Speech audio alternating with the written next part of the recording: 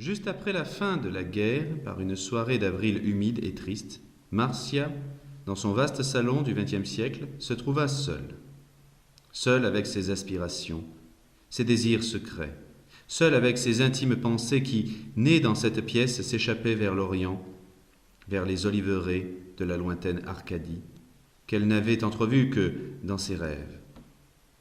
Elle était entrée ici, l'esprit ailleurs, avait éteint les lustres illuminés et reposait à présent sur un moelleux divan, ayant gardé pour toute clarté la lueur d'une petite lampe verte, aussi apaisante qu'un rayon de lune à travers le feuillage d'une tonnelle. Habillée d'une robe du soir noire et décolletée, elle avait toutes les apparences d'un produit de la civilisation moderne. Ce soir, pourtant, elle avait conscience de l'abîme incommensurable qui séparait son âme de tout ce qui l'entourait. Cela provenait-il de l'atmosphère étrange de sa maison, demeure froide où les relations étaient constamment tendues, où les habitants restaient les uns pour les autres des étrangers? Ou alors était-elle par un curieux anachronisme du destin, née trop tôt, ou trop tard, trop loin, en tout cas des lieux que son esprit chérissait, pour se trouver jamais en harmonie avec les laideurs et la réalité contemporaine. Pour chasser cette nostalgie qui l'envahissait, elle prit une revue sur la table près d'elle, en quête de quelques poèmes qui apaiseraient son inquiétude. Car la poésie était un calmant pour son esprit. La plupart du temps, elle adoucissait ses tourments. Parfois, pourtant, les vers les plus beaux flottaient en son âme comme un frais nuage de laideur et d'opacité stérile, telle la poussière sur une vitre au travers de laquelle on tente d'admirer un magnifique coucher de soleil.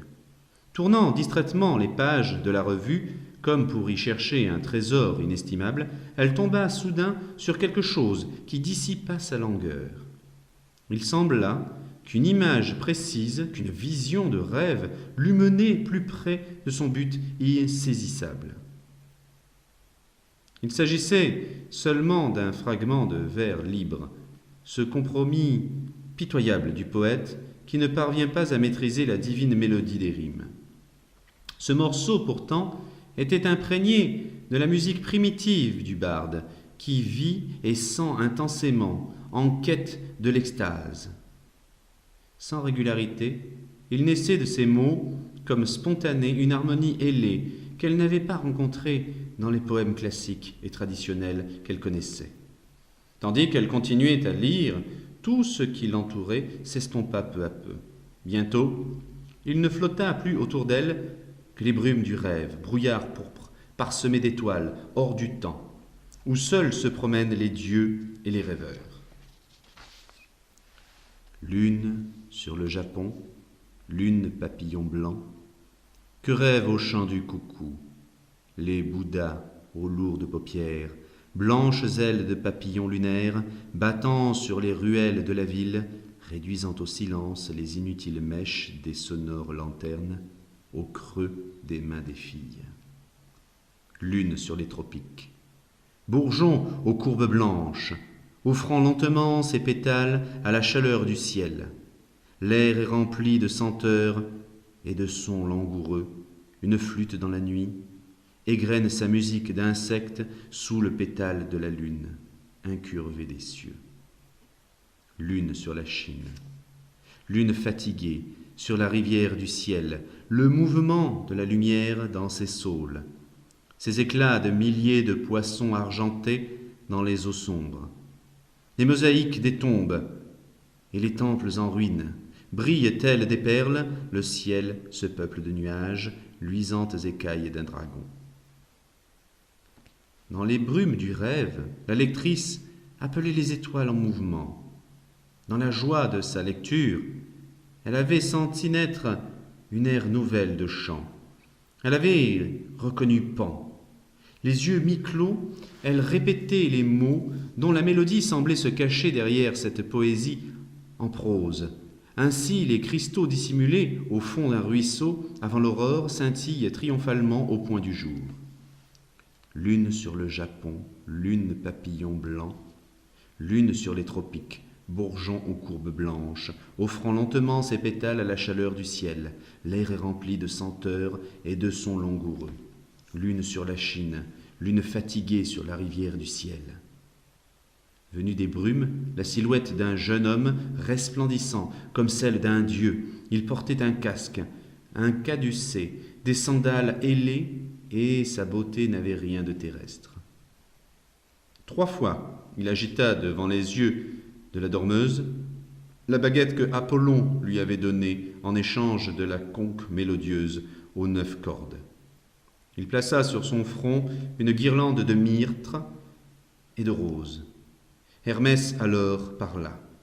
« Ô nymphe, toi dont la beauté dépasse celle des célestes Atlantides et des 3 sœurs aux cheveux d'or, chérie par Aphrodite, sanctifiée par Pallas, tu as découvert le secret des dieux qui réside dans le chant et la beauté. Ô prophétesse, plus digne d'amour que la Sibylle de Cume, quand Apollon vint la connaître, tu as parlé d'un âge nouveau, car Pan soupire et s'impatiente de voir autour de lui les petites faunes couronnées de roses et les satyres anciennes. Dans tes désirs, tu as deviné que les dieux ne sont jamais morts. Ils ne font, tu le sais, que rêver dans les jardins fleuris de lotus des Hespérides, au-delà du pourpre Occident. Voici qu'approche maintenant le jour de leur éveil. Bientôt périront la laideur et le froid, car ils régneront à nouveau sur l'Olympe. Déjà, près de Paphos, la mer a bouillonné d'une écume que seuls les cieux antiques ont déjà contemplée. La nuit sur les licons, les bergers entendent murmurer des mélodies à demi oubliées. Au crépuscule, les bois et les champs frémissent, et l'océan immémorial laisse entrevoir des spectacles étranges au clair de lune. Les dieux sont patients. Ils ont dormi longtemps, mais n'ont rien perdu de leur puissance. Nul homme, nul géant ne pourrait leur lancer de défi.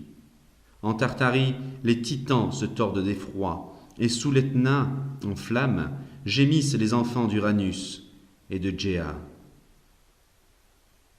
Le jour approche où l'homme devra répondre des siècles d'incroyance. Dans leur sommeil, les dieux ont gagné en bonté. Aussi, ne le précipiteront-ils pas dans le gouffre destiné aux blasphémateurs? Leur vengeance dissipera l'obscurité, le mensonge et la laideur qui ont obscurci l'esprit de l'homme. Et sous le règne de Saturne, auquel ils offriront des sacrifices, les mortels vivront dans la joie et la beauté. Cette nuit, ô toi, tu connaîtras la faveur des dieux. Tu verras sur le Parnasse les songes que des siècles durant ils ont envoyés sur terre pour prouver leur constante existence. Car les poètes sont les rêves des dieux. À chaque siècle, l'un d'entre eux a chanté sans le savoir le message des jardins de lotus au-delà de l'Occident. Hermès souleva la jeune rêveuse dans ses bras et l'emporta à travers les cieux.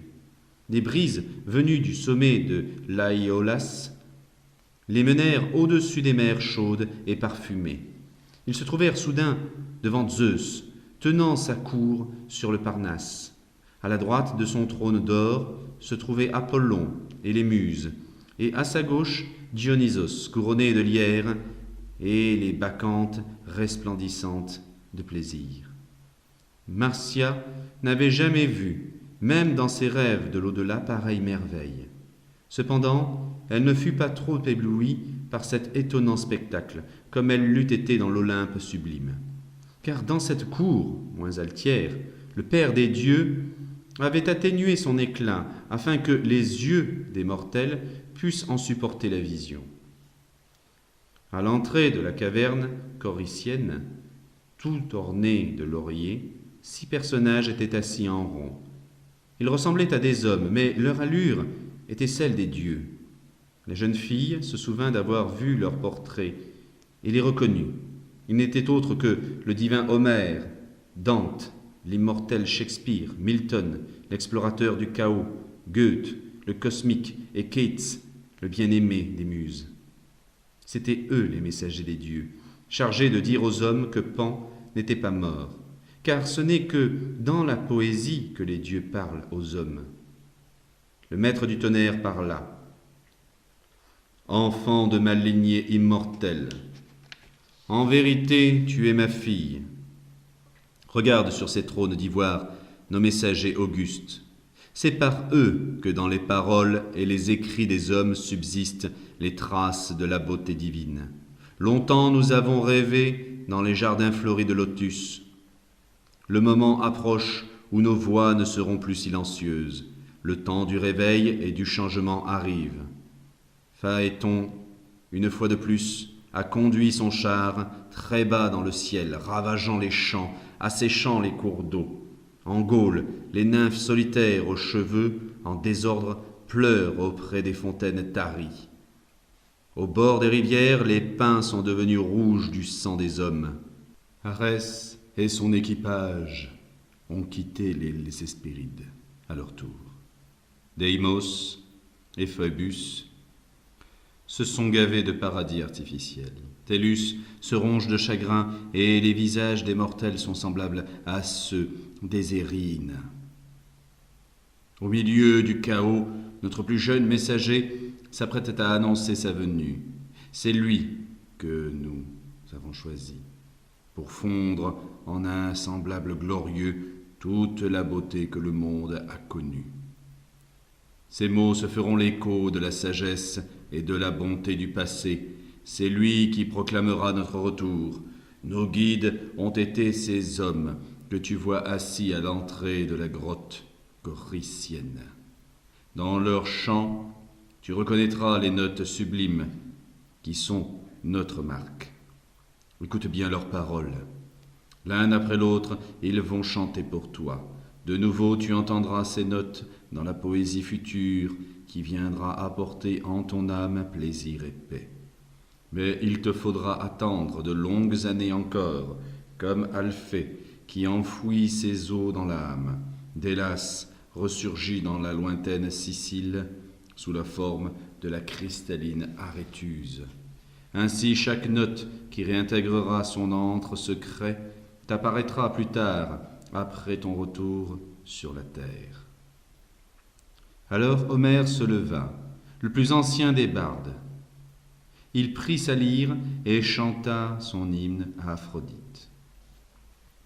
Marcia ne connaissait pas le grec, mais elle perçut dans ce message le rythme secret qui n'a point besoin d'interprète. Les chants de Dante et de Goethe fendirent l'azur de leurs mélodies merveilleuses. Des accents connus résonnèrent enfin aux oreilles de la rêveuse. C'était le signe d'Avon. Autrefois Dieu parmi les hommes, aujourd'hui Dieu parmi les dieux. Écris, écris, que du cours sanglant de la guerre, mon Seigneur bien-aimé, ton cher enfant se hâte de rentrer. Bénis-le dans sa demeure, tandis que je sanctifierai son nom à distance. Des accents plus familiers encore se firent entendre lorsque Milton, qui avait recouvré la vue, déclama ces vers immortels.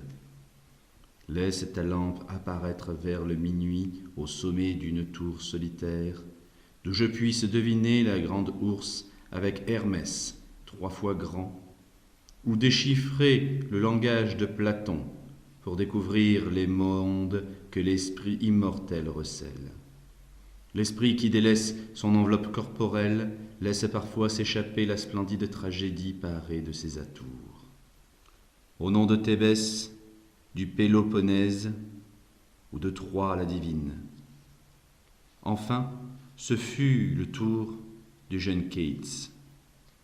Les mélodies que l'on entend sont douces, mais celles que l'on n'entend pas sont plus douces encore.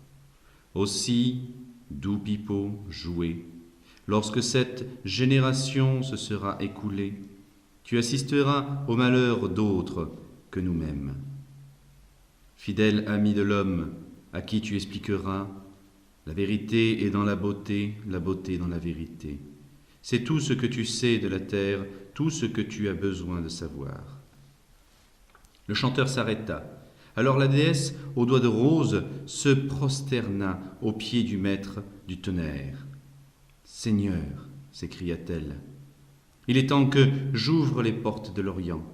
Phœbus, tendant sa lyre à Calliope, son épouse, décida de partir pour le palais du soleil, semblable à un joyau où les coursiers, attelés aux chars dorés du jour, piaffaient déjà d'ardeur et d'impatience. Zeus descendit de son trône et posa sa main sur la tête de Marcia. « Ma fille, lui dit-il, l'aube approche à présent. Retourne sur la terre avant le réveil des mortels. Ne pleure pas, car l'ombre des croyances mensongères disparaîtra bientôt du monde. Guette sans relâche l'arrivée de notre messager. Il t'apportera la paix et le réconfort. » Quand Zeus eut prononcé ces mots, Hermès reprit tendrement la jeune fille dans ses bras et l'emporta vers les étoiles qui s'éteignaient au-dessus des mers inconnues. Beaucoup d'années ont passé depuis que Marcia a rêvé des dieux du Parnasse. Ce soir, elle est assise sur le divan du salon, dans la pénombre, mais elle n'est pas seule. Son inquiétude a disparu, car près d'elle se tient celui qu'elle attendait. Il est là, le jeune poète parmi les poètes, au pied duquel le monde entier se prosterne. Il lit un texte que jamais personne n'a entendu, mais qui apportera aux hommes les rêves qui régnaient sur le monde avant que le grand Pan ne s'endorme en Arcadie, avant que les grands dieux ne se retirent dans les jardins fleuris de lotus des Hespérides, au-delà de l'Occident. Dans les cadences subtiles de cette mélodie, l'esprit de Marcia vient de trouver l'apaisement. Elle vient de reconnaître les plus belles notes d'Orphée, de Thaïs, ces notes qui savaient émouvoir même les pierres et les arbres des rives de l'Èbre. Un chanteur s'est tu, et le cœur battant attend le jugement de Marcia. Que pourrait-elle dire, sinon que ces mots, cette mélodie, sont dignes des dieux? Tandis qu'elle parle, apparaît à nouveau la vision du Parnasse et la puissante sonorité d'une voix lointaine. Ces paroles guideront tes pas vers le bonheur, et dans ces rêves de beauté ton esprit trouvera ce à quoi il aspire.